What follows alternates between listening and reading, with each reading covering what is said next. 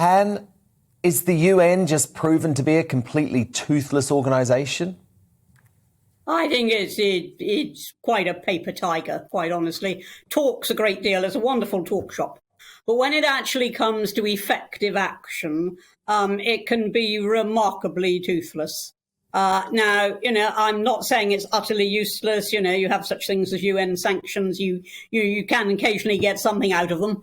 But it doesn't stop wars. It's not going to stop what Putin's doing in the Ukraine.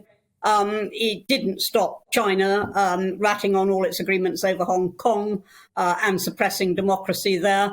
It doesn't actually stop anything when it's up against a leader who is determined, which Putin is. And so I think what Zelensky is saying is, I don't take him literally when he says it ought to be dissolved, but what he's actually doing is saying, what the heck use is this? And I don't blame him.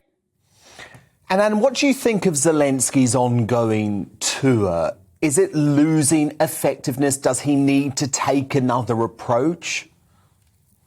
Well, it's difficult to see what approach he can take. He knows what he wants. He wants more ammunition. He wants more armaments. He wants more effective armaments. He wants action rather than words. He wants all of that. He wants tougher sanctions. And frankly, there shouldn't be any room for tougher sanctions. We should already be at the toughest that we could think.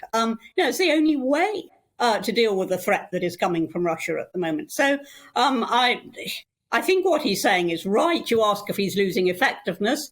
If you hear the same message too often, I suppose you do start to switch off. But at the moment, I think that message is reinforced on a daily basis by what we see coming out of Ukraine, those terrible images that we see, the war crimes that are obviously taking place.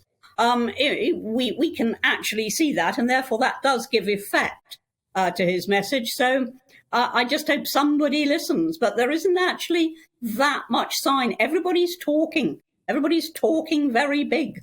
What are they actually doing?